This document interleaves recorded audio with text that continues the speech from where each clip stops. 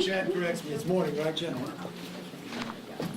Close? Close? All right. Not on standard Atlantic time. Yes. I'd like to start, this Monday was Veterans Day. I was able to be home. I was able to be Grand Marshal in our 100th Veterans Day parade. And I want to thank all those veterans for the freedom they have provided us, the service they had given. What would have been nice with this week that we'd actually pass appropriation bills for our troops, for their pay raise, for the funding to make sure they're safe and protected on the job that they have to do. But unfortunately, this week is just about impeachment. The American public was able to see what this Democrat majority has been working on for the last 3 years, just impeachment. I want to recognize the Republican members and staff of the Intelligence Committee. I thought they did a great job yesterday. With poise and purpose, they brought forth the truth out to the public after weeks of Adam Schiff keeping them in the dark. We didn't walk out of yesterday's hearing with any new information than we already walked in. So let me quickly recap what we do know. The call summary is still the most important piece of evidence we have, and it shows no pressure or even mention of conditionality between the two leaders.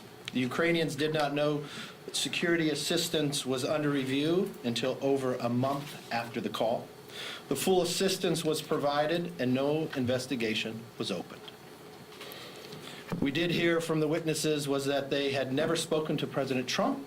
They had not met with the chief of staff. Their understanding, which is the foundation of the case for the Democrats, was based on secondhand information. Remember what yesterday was. The Democrats had home field advantage. They got to change the course of the rules of how to handle the meeting itself. They got to pick the witnesses they wanted, and they tabled the opportunity for a whistleblower to come forward and even protect that person's identity while they presented to the committee. With all of that, we found out nothing new. One of the witnesses actually admitted, what I can do here for you today is tell you what I've heard from people. This lacks the basic explanation of fact witnesses. Those witnesses did rely on their expertise, though, to underscore how much safer Ukraine is today under this administration with President Trump. After Russia invaded Ukraine, the previous administration sent thermal blankets. The Trump administration sent tank-busting bombs. So I'll refer back to what Speaker Pelosi said earlier this year, just in March, about impeachment. You all recall that. That this is so divisive to our country that it has to be so compelling, so overwhelming, and bipartisan, otherwise we should not put our country through it. I think Speaker Pelosi should hold to her own words. There's nothing compelling, there's nothing overwhelming, and the only bipartisan vote we had was to end impeachment. But apparently she doesn't stick with her words. I thought what was most ironic yesterday was the setting for the hearing, the Ways and Means Committee room. Democrats on that dais tried to spend their entire day to discredit the president's and this administration's foreign policy and their success. Not only were they wrong, they did it while hijacking a committee where we decide on our trade policy. They did it while having Ways and Means where the USMCA, United States, Mexico, and Canada trade agreement can only make our top two traders only stronger as we have negotiations with China. It only emphasized again what is not being done in Congress and what should be being done in Congress. Impeachment has overtaken every single committee. We're less than a year away from the election, but these Democrats do not trust the American public. They will continue to try to make something up when we have the facts of the phone call. We know there was no pressure to either leader, and the money was released. And Ukraine is actually stronger today with the new administration leading America. With that, let me open it up for questions. Yes, sir. Mr. Leader, James Rosen with Sinclair. I wonder if you can explain to the American people why they shouldn't see it as disingenuous on the part of the House Republicans to hear you assert, on the one hand, that these witnesses lack credibility because they are only offering second and third-hand information, at the same time that you enthusiastically support the White House blocking from testimony those witnesses like John Bolton and Mick Mulvaney who would have first-hand information. Either you want first-hand information or you don't. Well, what's very interesting is we have first-hand information. We have something that I believe the Speaker of the House, had she waited 48 hours, we never would be putting America through this. We have the transcript. It's not what someone thought they heard. It's not what someone was told fourthhand. We actually have the two people on the phone call, that a whistleblower who was not, that started this process. So we know exactly what words were said to one another, and we can walk all the way through that. We have all the information that we need to what Adam Schiff believed that was something different. Adam Schiff sat at the dais and read something that he wished had transposed inside that transcript that didn't. All of America can read it, and that's why, if you take Speaker Pelosi's words, it has to be overwhelming, it has to be so compelling, and it has to be bipartisan.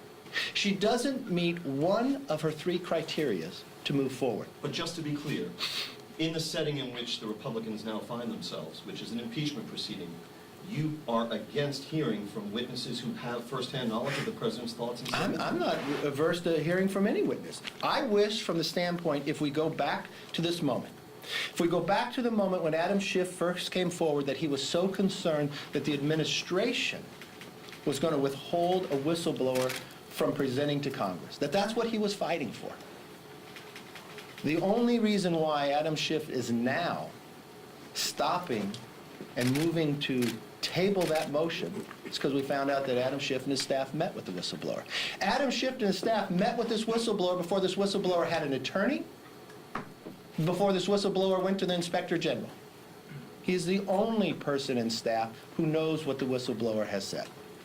But we have all the facts we need inside a transcript of the phone call itself. Yes? You just asserted, and several Republicans did this yesterday in the hearing, that Adam Schiff either personally met with the whistleblower or knows the identity of the whistleblower, which he continues to deny.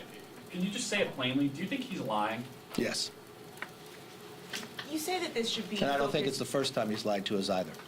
You mentioned that you and your fellow Republicans think that the issue here should be focused solely on the president's words on that call. Look, read the transcript.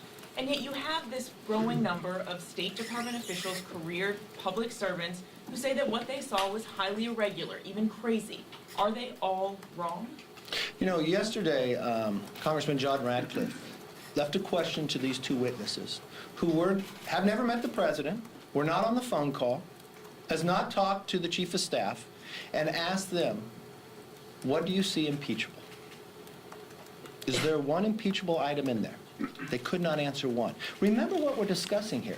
We're talking about removing a duly elected president. You take that so lightly. We have the transcripts.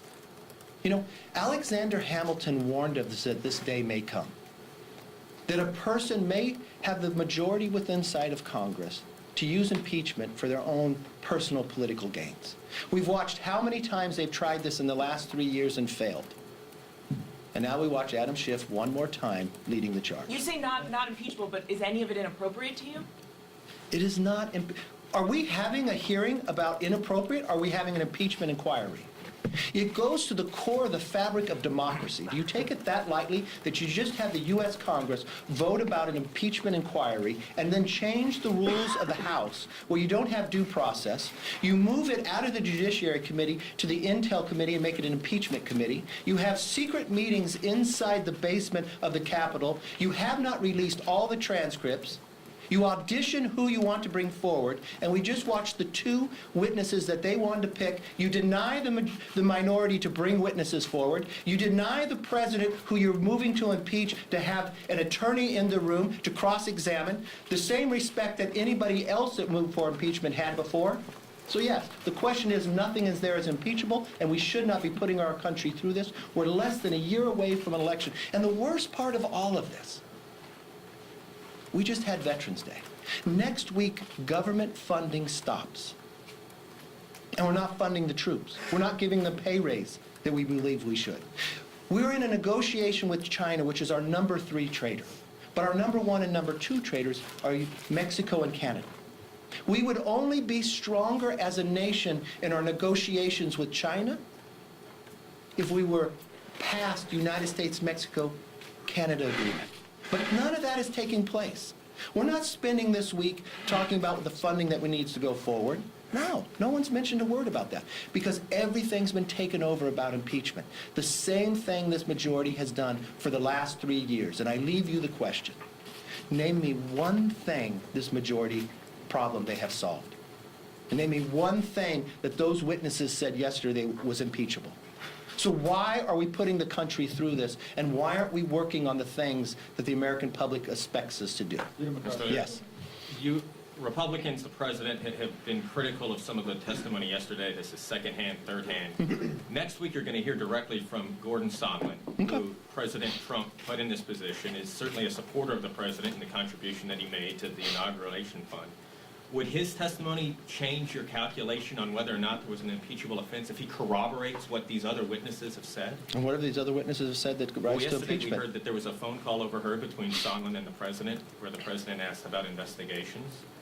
Okay, well, you have a phone call where the president asked about an investigation. An investigation that's already going forward that I think most of America wants to know what transpired. An investigation that the Attorney General is working on. None of that is impeachable. So the answer is no. Yes.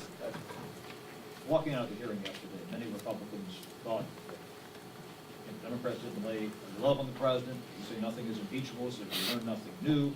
That said, is it the Republican position, regardless of what is right or wrong here, that there is no vulnerability to Republicans from swing districts of over-defending the president or standing foursquare behind him as we move into an election? Are you confident that this is not going to affect them in any adverse way, standing behind the president as we move toward the 2020 congressional election? I think what Republicans are doing is standing up for the Constitution. I think the same thing of the two Democrats who voted against impeachment inquiry are doing, are standing up for the Constitution. I think it's the same things that Alexander Hamilton warned us about, that you would use it for political gain for the same basis of going forward. I think what Republicans are standing up for is the idea of what they ran on. First thing I think a majority should do is pass a budget, which the Democrats have not done. They should actually make sure that they fund the government, which we have not done. We're working to now have another continuing resolution, so our troops are not being provided the resources they need or the pay raise that they have earned. Prescription drugs continue to rise. We have, again, a trade agreement that would only make America and our economy stronger, especially when we're dealing with Mexico. The only person I saw yesterday doing the job that they were elected to do was the President of the United States. Meeting with another foreign leader, trying to end ISIS and others, being a part of NATO. But what did we watch inside Ways and Means? The same thing we've seen for the last 3 years. And what's so disappointing about all of this, I watched what Nancy Pelosi said prior to the election.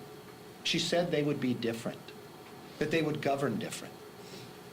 But lo and behold, what did we find?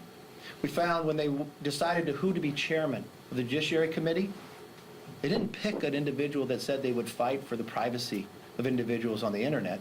They picked a campaign where Nadler said he would be the very best for impeachment. We watched new freshmen being sworn in. What did they say on the night after they're being sworn in? Did they celebrate a victory? No, they said they wanted to impeach the president. They used different terms than I used there. They came to Congress to impeach a president. They have spent 3 years trying to investigate this president. They have spent their entire majority trying to impeach this president from every single walk. Adam Schiff has continued to lie to the American public when he very first went onto camera and said that he had proof beyond circumstantial evidence. He lied to the American public again when he stood at a position of a chair of the Intel Committee and misread what was in a transcript on purpose. He was so compelling that the Speaker of the House, Nancy Pelosi, believed him on national television. He lied again when he told the American public he did not know who this whistleblower was and how hard he wanted to fight to bring the whistleblower forward. He had an opportunity that the whistleblower could come forward, just as we've been able to do in the past with the IRS hearings in the 90s and the others. And it's the 21st century, we could protect the individual more, to actually get the information. But no, that's not the case, because he's driven for one purpose. He's already written the script of where he wants to go on impeachment. He's now just trying to fill in the individuals. My question was You about the called him a- vulnerability of Republicans in the election. I There's never- no vulnerability from any of this. Look, if you want to come here and you want to decide what you're going to do based upon politics, or do you want to stand up for the Constitution? I would hope the Republicans, if this was in a reverse order, that this was a Democrat in the White House, that they would stand for the Constitution the same way. I would hope at the same time that they would never carry themselves in the manner of which I've seen these Democrats, purely for political reasons. That these Democrats have voted 3 times for impeachment. If you ask the Democrats, and you can pick and choose who's the leader of the Democrats, but I think there's a young freshman woman that pretty leads most of the Democrats. What did she say on TV last night? If we don't impeach this president, and I'm paraphrasing, we would not be successful in the next election. The same way Al Green, a congressman and a Democrat on the other side, when he offered the impeachment motion, what did he say? If we don't impeach this president, he's going to win re-election. So the real question that you're asking me should go to the Democrats. Are they doing this for political purposes? Or are they standing for the Constitution? Because I think only 2 of them are. How can you call Schiff a liar? Without Because he any- lied to us. You don't have any proof that he, Did- or do you? If you have proof, Yes, let's walk through. What proof do you have that he met? I have a Mueller report who did not see... No, on the whistleblower. What Oh, so proof which time do you want to talk about him lying? When he spoke the words of the dais on the transcript that he had different words in? I'd like to talk When about he your said, accusation that he knows who the whistleblower is and that he has met with the whistleblower. his staff met with the whistleblower. One He staffer, can yes, claim sir. he did not, but met with the whistleblower before the whistleblower had an attorney and before the whistleblower went to the Inspector General. When the whistleblower went to the Inspector General, you know what the whistleblower did not say? That he met with the staff. I think the only But you've people in said over here... and over that he met with, Adam Schiff met with them. Yeah, for the same reason when Adam Schiff told us that he had proof beyond circumstantial evidence, and we took America through a nightmare. We spent millions of dollars. We took the very best individuals we had in law enforcement. We went to 13 countries. And you know what? We found out he lied. So then I watched Adam Schiff as a chairman of a committee that is of a committee that gets to see items that other members do not. Get to see the top secrets of things happening, read to the American public when all eyes were watching on a transcript. And he lied about what was in it then. So when he looks at me and I watched him on television that time say, oh, he wished he knew who the whistleblower was. Why didn't he say, oh, my staff met with him? I think that would have been appropriate at the time, would it not? So why would he ever question us about not believing him? Shame me once, shame on me. Or shame me once, shame on you. Shame me twice, shame on me. Because that's exactly what he has done. He has lied to the American public 3 different times. And you still put him in charge? If the whistleblower's staff, if the whistleblower has met with his staff and him, they are fact witnesses. But we now put them in charge. And what did they do? They wrote the rules that not only are they a prosecutor, which nowhere in our judicial system would allow a fact witness to be a prosecutor, but he is the judge. He was questioned by Elise Stefanik, was he going to interrupt and direct the witnesses that he got to pick, not the Republican witnesses that he denied, not to answer the Republicans' questions, like he did down in the basement when the public could not see. Well, what did we find? In less than 20 minutes, he exactly did that same thing. So now he thinks he is the judge and also the jury. Nowhere in America would we put someone like that in charge. Nowhere would I believe in the Republican conference would we allow someone who has continued to lie to the American public in charge of the Intel Committee. Nowhere in America would we take it out of the judicial system into the Intel Committee and make it the Impeachment Committee and then change the rules. That members of their own committee cannot ask questions until Adam Schiff gets his 45 minutes. And then Adam Schiff can decide whether he needs another 45. He was asked at the start, would he decide after the first 45 that the members of the committee could actually have their 5 minutes? No, he didn't say. He said, we'll wait and see. So yes, I think Adam Schiff has lied numerous times. I do not think Adam Schiff is fit to be in this position of running the Intel Committee, and that's only a decision by one person who could put them in there. And yes, I do believe Adam Schiff has spent his entire time in Congress since the president's been in trying to impeach him. And I think he's already written a script. He auditioned the individuals in the basement, and he's picking and choosing who to come forward. Why don't we take him at his own word? Would he have lied when he came to us in America and said he's so concerned that the administration is withholding the whistleblower, that he's going to fight for this whistleblower to come forward, that they wanted to move legislation on the floor? Did he lie to us then, now that he doesn't want to bring the whistleblower forward? Would that be a lie? I think that's a question for Adam Schiff. Thank you all very much. The answer is no, he has not. Should have lied about that.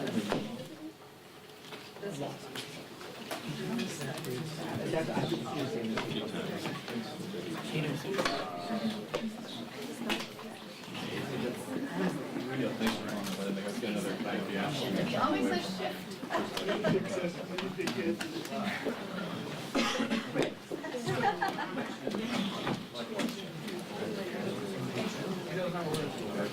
Coordinate tomorrow. I got a couple